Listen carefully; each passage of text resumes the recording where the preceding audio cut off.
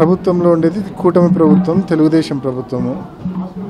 వాళ్ళ హయాంలో accidental death కూడా కాదు, జెల్టిన్ స్టిక్స్ యాక్సిడెంటల్గా ఏదైనా మైన్స్ దగ్గర బ్లాస్ట్ అయ్యి పొరపాటున జరిగిన పరిస్థితి కూడా కాదు. ఇది బ్లేటెంట్గా ఒక ఊర్లో ఒక మనిషిని చంపడానికి, ఒక హత్య చేయడానికి జెల్టిన్ స్టిక్స్, డెటనేటర్లు వాడి మనుషులను చంపుతా ఉన్నారంటే is it not law and order failure కాదా? అది కామన్ సెన్స్ ఉన్నవాడు ఎవడైనా దానికి మళ్ళీ తిరిగి విమర్శిస్తున్నారు చూడండి, అది లా అండ్ ఆర్డర్ ఫెయిల్యూర్ కాదా? దీనికి కారణం ఏంది? అక్రమ మైనింగ్ జరుగుతూ ఉండడమే దీనికి ప్రధానమైన కారణం. ఆ అక్రమం, మీకు ధైర్యం ఉంటే, నిజాయితీ ఉంటే, శక్తి ఉంటే, మీ కూటమి ప్రభుత్వానికి చిత్తశుద్ధి ఉంటే ఆ అక్రమ మైనింగ్ అరికట్టండి. జిల్లా వ్యాప్తంగా విచ్చలవిడిగా జూదం ఎక్కువైపోయింది, ఈ జూదాన్ని అరికట్టండి. దొంగతనాలను అరికట్టండి. Law and order ల్యాప్సెస్ని అరికట్టండి. అంతే తప్ప మళ్ళా దానికి ప్రతి విమర్శ మళ్ళా చేయడము సిగ్గుచేటు. నిజంగా ప్రభుత్వం మీది, మీ హయాంలో జెల్టిన్ స్టిక్స్ వాడి ఈ మాదిరి హత్యలు చేసే పరిస్థితి మనం చూస్తూ ఉన్నాం. అసలు గత 5 ఏళ్లలో ఏదో రామరాజ్య పాలన ఉన్నట్లు, అప్పుడు ఏది జరగనట్లు, తర్వాత ఈ 100 రోజుల్లోనే అంతా చాలా ఉపద్రవాలు, అంతా ప్రళయాలు జరిగినట్లు నిన్న ఆయన మాట్లాడడం. తర్వాత శాంతి భద్రతల గురించి కూడా ఆయన మాట్లాడితే, అసలు పులివెందుల ప్రాంతం అనేది వైఎస్ఆర్లు ఎంటర్ అయిన తర్వాత శాంతి భద్రతలు ఎలా ఉండేవి, అంతకుముందు డిఎన్ రెడ్డి గారి హయాంలో శాంతి భద్రతలు ఎలా ఉన్నాయో ఒకసారి బేరీజ్ వేసుకోవాలి అలా ఆయన.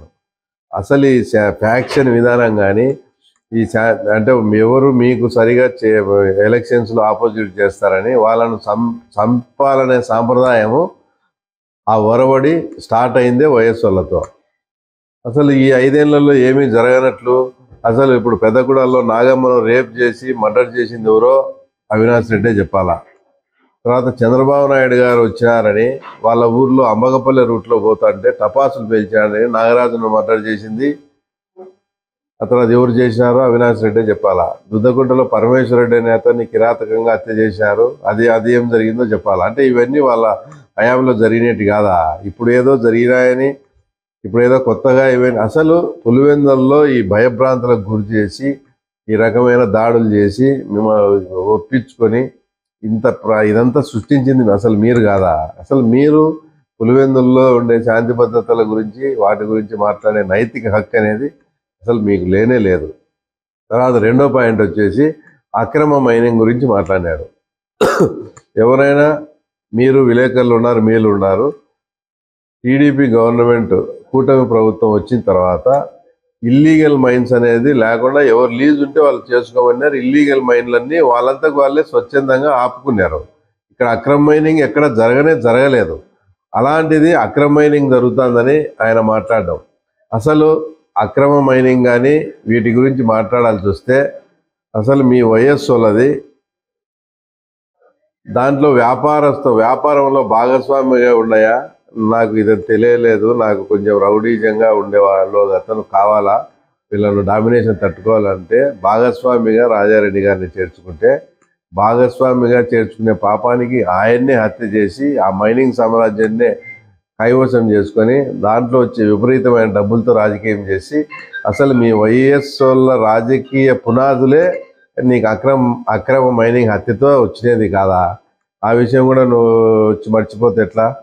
తర్వాత అంతెందుకు, మీ మామ అక్కడ గ్రానైట్ వ్యవహారాల్లో అక్కడ చాలా ఇది జరిగి ఒక అతన్ని మర్డర్ చేసి ఆ మర్డర్ కేసులో జైలుకి పోయి వచ్చి లాస్ట్ 5 ఏళ్ళు నీకు సంబంధం లేకుండా కూడా ఒక పెద్ద కంపెనీలో 50% షేర్ దౌర్జన్యంగా తీసుకొని 5 ఏళ్ళు మీరు కాదా అక్రమ మైనింగ్ చేసి డబ్బులు సంపాదించింది మీరు కాదా?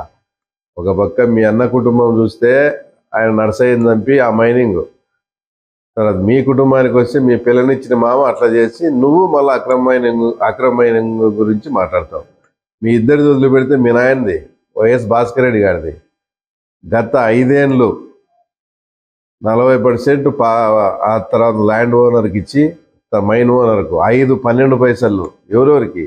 అవినాష్ రెడ్డి స్వయాన వాళ్ళ నాన్న అయినటువంటి వైఎస్ భాస్కర్ రెడ్డికి, ఆ తర్వాత నీతో పాటు ఆ కేసులోనే మీ సహముద్దాయి దేవిరెడ్డి శంకర్ రెడ్డికి, తర్వాత నీకు చిన్న ఆయన అయినటువంటి వైఎస్ మధుకు, తర్వాత భూమయ్య గారి పల్లె భైపిరెడ్డి వేముల జెడ్పీటీసీకి, తర్వాత వేలుపుల రాముకు 5-12 పైసలు అంటే 60 పైసలు, అతనికి 40 పైసలు చేసి 5 ఏళ్ళు అక్రమ మైనింగ్ చేసింది మీరు కాదా?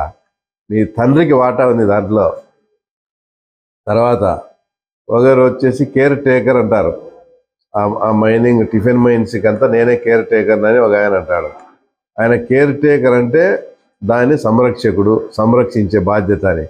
సంరక్షించాల్సిన వాళ్ళే అశోకప్ప అనే అతనితో పక్కన మైన్ తీసుకొని దాంట్లోంచి సొరంగం కొట్టి టిఫిన్ వెరైటీస్ లేకపోయి అక్రమంగా దాంట్లో టిఫిన్ వెరైటీస్ అంతా 5 ఏళ్ళు కొల్లగొట్టింది మీరు కాదా? దాంట్లో కూడా మీ ఫాదర్కు 12 పైసలు వాటా. అంటే అక్రమ మైనింగ్ చేసింది మీరు,